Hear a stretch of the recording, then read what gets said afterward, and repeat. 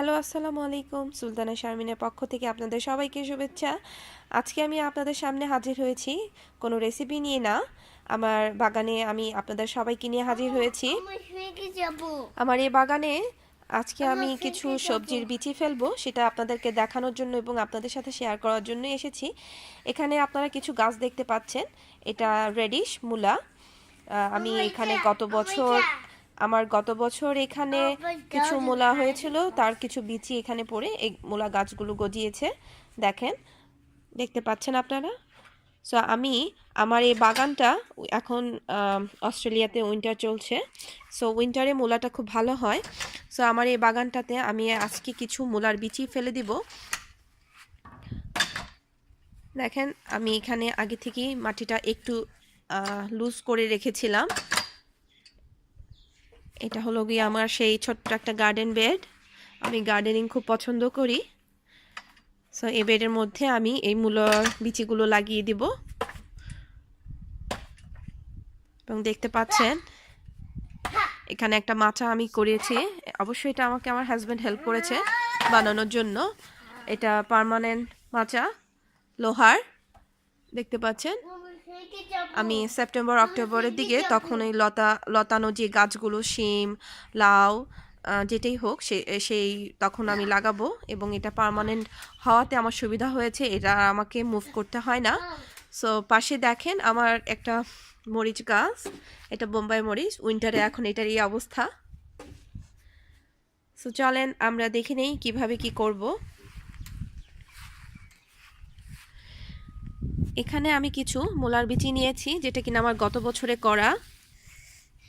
সেই মূলার বিচিগুলো থেকে আমি এই বিচিগুলো এভাবে হাতে ছাড়ানো খুবই কষ্ট, যার জন্য আমি একটা পলি ব্যাগের মধ্যে এই বিচিগুলো নিয়ে হ্যামার দিয়ে আস্তে আস্তে আস্তে আস্তে প্রেস করে করে বাড়ি দিয়ে এই বিচিগুলো আমি বের করে নিয়েছি এবং এই খোসা সহ। এটা কোনো সমস্যা হবে না, খোসাগুলো পরে মাটির সাথে পচে যাবে।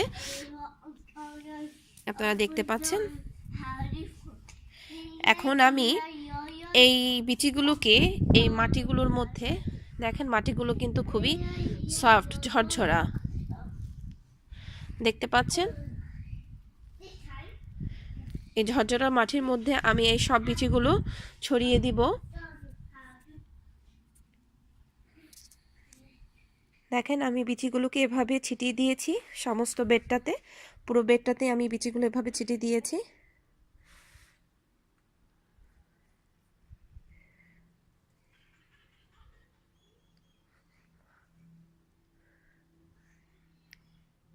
এখন আমি যেটা করব আপনাদেরকে দেখাচ্ছি। এরকম একটা র্যাকার দিয়ে আমরা বিচিগুলোকে মাটির সাথে একটু প্লেন করে দিব, উপর নিচ করে দিব। কিভাবে করব আমি দেখিয়ে দিচ্ছি।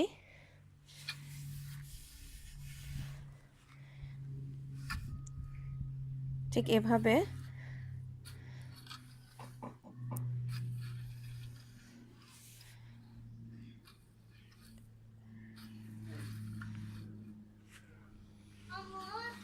জি, আম্মু একটু গার্ডেনিং করছি বাবা।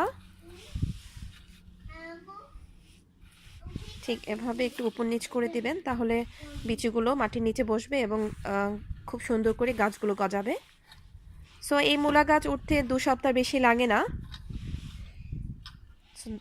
এটা 2 সপ্তাহ পরে এটার কি অবস্থা সেটাও আমি আপনাদেরকে দেখিয়ে দিব।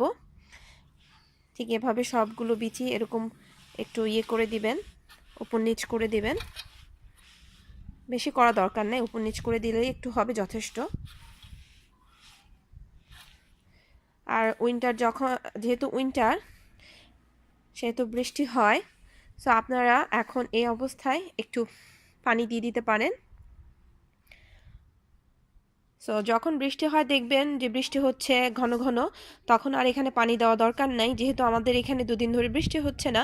সো আমি সেজন্য একটু পানি দিয়ে দেব। দেখুন, আমি এখন এভাবে একটু পানি দিয়ে দিচ্ছি।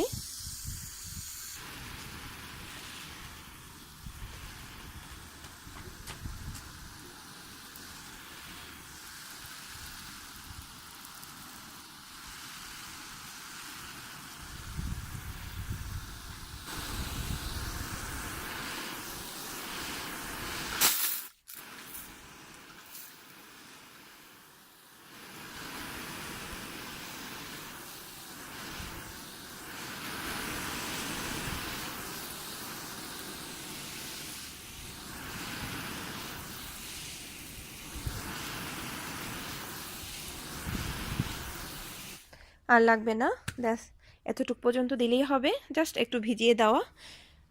সো আমি এখন এই উইন্টারে যেটা আরেকটা করা যায় সেটা হচ্ছে যে ধনিয়া পাতাও লাগানো যায়, কিন্তু আমি তার থেকে এখানে যেহেতু ধনিয়া পাতাটা বাজারে পাওয়া যায় যার জন্য আমি লাগাচ্ছি না।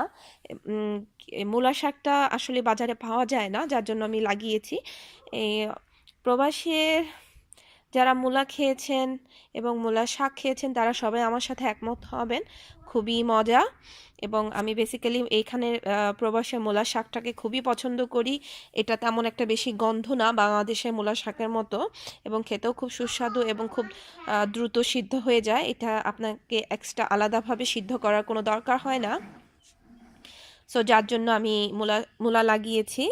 সো আমার এই গার্ডেনিং যদি আপনাদের ভালো লেগে থাকে এবং আপনাদের যদি গার্ডেন সম্পর্কে এবং গার্ডেনিং সম্পর্কে কোনো কথা থাকে, কোনো তথ্য থাকে, অবশ্যই আমাকে জানাবেন। আমি আমার যতটুকু চেষ্টা এবং যতটুকু জ্ঞান তার মধ্যে আপনাদেরকে জানানোর চেষ্টা করব। তবে আজ এ পর্যন্ত, সবাই ভালো থাকেন, সুস্থ থাকেন, আল্লাহ হাফেজ।